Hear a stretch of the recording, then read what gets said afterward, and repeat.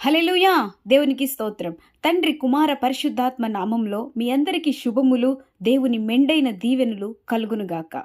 యెషయా గ్రంథము 43వ అధ్యాయము 1 వచనం నుండి చదువుకుందాం. అసలు మీరు ఈ 43వ అధ్యాయం చదవండి. ఎంత గొప్ప గొప్ప వాగ్దానాలు ఇందులో వ్రాయబడి ఉన్నాయంటే, దేవుని మాటలు ఒక్కొక్కటి చదువుతూ ఉంటే చాలా నెమ్మదిగా ఉంటుంది. చూడండి, 43వ అధ్యాయం యెషయా గ్రంథము 1 వచనం నుండి నేను చదువుతాను చూడండి. అయితే యాకోబు, నిన్ను సృజించిన వాడగు యెహోవా, ఇశ్రాయేలు, నిన్ను నిర్మించినవాడు ఈలాగు సెలవిచ్చుచున్నాడు, నేను నిన్ను విమోచించియున్నాను, భయపడకుము, పేరు పెట్టి నిన్ను పిలిచియున్నాను, నీవు నా సొత్తు.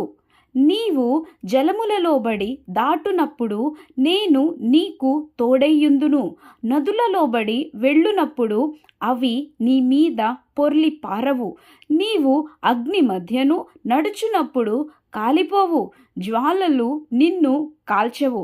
యెహోవానగు నేను నీకు దేవుడను, ఇశ్రాయేలు పరిశుద్ధ దేవుడనైన నేనే నిన్ను రక్షించువాడను. 4వ వచనం, నీవు నా దృష్టికి ప్రియుడవైనందున ఘనుడవైతివి. 5వ వచనం, భయపడకుము, నేను నీకు తోడయ్యున్నాను, తూర్పు నుండి నీ సంతానమును తెప్పించెదను, పడమట నుండి నిన్ను సమకూర్చి రప్పించెదను, అప్పగింపుమని ఉత్తర దిక్కునకు ఆజ్ఞ ఇచ్చెదను, బిగబట్టవద్దని దక్షిణ దిక్కునకు ఆజ్ఞ ఇచ్చెదను, దూరము నుండి నా కుమారులను, బూదిగంతముల నుండి నా కుమార్తెలను తెప్పించుము, నా మహిమ నిమిత్తము నేను సృజించిన వారిని, నా నామము పెట్టబడిన వారినందరినీ తెప్పించుము, నేనే వారిని కలుగజేసి తిని, వారిని పుట్టించిన వాడను నేనే. హల్లెలూయా! ఎంత గొప్ప గొప్ప మాటలు ఈ యెషయా గ్రంథం 43వ అధ్యాయంలో ఉన్నాయండి. దేవుడు అంటున్నాడు కదా, యాకోబు, నేనే నిన్ను పుట్టించాను, నేనే నిన్ను చేశాను, నేనే నిన్ను రక్షిస్తాను, నువ్వు భయపడొద్దు, నేనే నిన్ను విమోచించాను, నిన్ను బిగబట్టవద్దని నేను ఆజ్ఞాపించాను. ఎంత గొప్ప గొప్ప వాగ్దానాలు దేవుడు ఈ అధ్యాయంలో చేశాడు. ప్రియ సహోదరి, ఈ వాగ్దానాలని గట్టిగా పట్టుకొని దేవుని వైపు చూడు. దేవుడు నిన్ను దీవించునుగాక. ఆమేన్. హల్లెలూయా! చూడండి, దేవుడు ఇంకా అంటున్నాడు కదా, పేరు పెట్టి నిన్ను పిలిచిన వాడని నేనే. నీవెవరివంటే నా సొత్తు. ఎవరంటారండి నీవు నా సొత్తు అని? చాలా తక్కువ మంది అంటారు కదా, నీవు నా సొత్తు.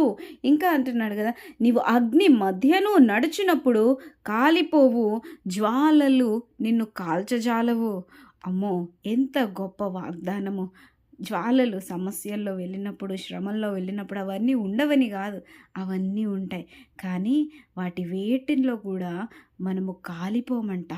ఎందుకనంటే దేవుడు మనకి తోడుగా ఉంటాడు కాబట్టి. హల్లెలూయా! ఇంకా వ్రాయబడి ఉంది కదా, నేను నీకు దేవుడను, యెహోవానగు నేను నీకు దేవుడను, ఇశ్రాయేలు పరిశుద్ధ దేవుడినైన నేనే నిన్ను రక్షించువాడను. అబ్బబ్బబ్బా! చూడండి, దేవుడు మనల్ని రక్షిస్తాడంట. ఆయనే మనకు దేవుడుగా ఉన్నాడు. ఈ భూమిలో అందరికంటే గొప్పవాళ్ళు ఎవరో తెలుసా? మన దేవుడే. అటువంటి దేవుడు నీకు నాకు తోడుగా ఉన్నాడంటే ఇంకేం కావాలి మనకి? హల్లెలూయా! ఇది నిజముగా మన జీవితంలో నెరవేరాలని ప్రార్థన చేసుకుందాం. పరమ తండ్రి, ఈ గొప్ప వాగ్దానం, ఈ వచనం, ఈ వచనాల్లో, ఈ వాక్యంలో, యెషయా గ్రంథంలో మా కొరకు నువ్వు పెట్టిన గొప్ప దేవుడవయ్యా. అయా, నిజముగా మాకు రాజుగా ఉండు, మాకు రక్షకుడివిగా నీవు ఉండు నాయన.